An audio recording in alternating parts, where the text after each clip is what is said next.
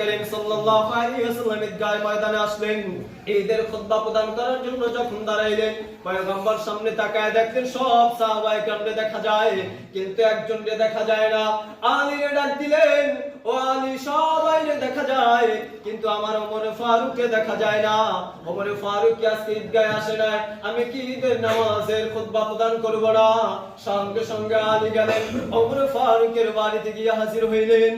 ওমর ফারুকের বাড়িতে গিয়ে যখন দেখলেন ওমর ফারুকের দরজা লাগানো, ডাক দিলেন, ও ভাই ওমর ফারুক, তুমি কি ঈদগাহে যাইবা না? তোমার জন্য আল্লাহর নবী অপেক্ষা করতেছেন।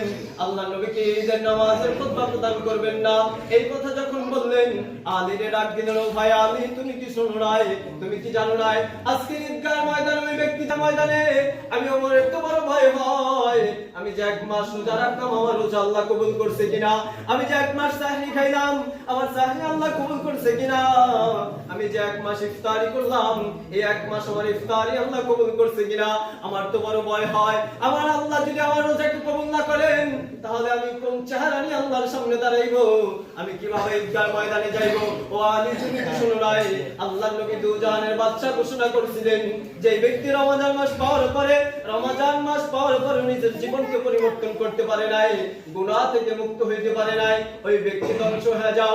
এই জন্য আমি যাই না ঈদগাহ ময়দানে। আসতেন আলী, চলে আসতেন আবার, ও নবী, ওমর ফারুক এই কথা শোনায় দিলেন, আসতে চায় না। আবার ওমর ফারুকের দরবারে আমার পয়গম্বর নিজেই চলে গেলেন। পয়গম্বর যাওয়ার পরে যখন ডাক দিলেন, ওমর ফারুক, তুমি কেন ঈদগাহে যাও না?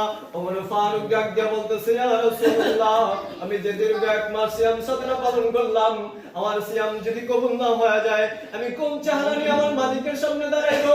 আমার তো বড় ভয় হয়, আমার রোজা কবুল হইল কিনা, আমার সেহরি কবুল হইল কিনা, আমার ইফতারি কবুল হইল কিনা। এই জন্য আমি ঈদগাহে যাই না।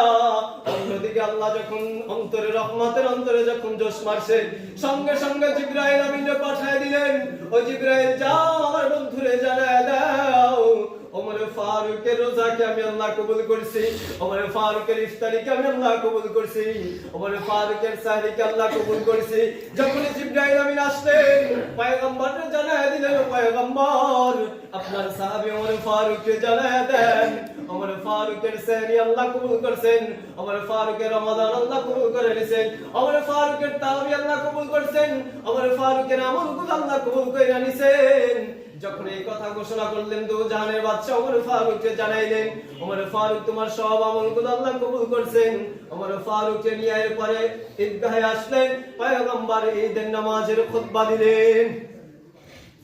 ও মিয়া, এবার বুঝে থাকতে বলেন।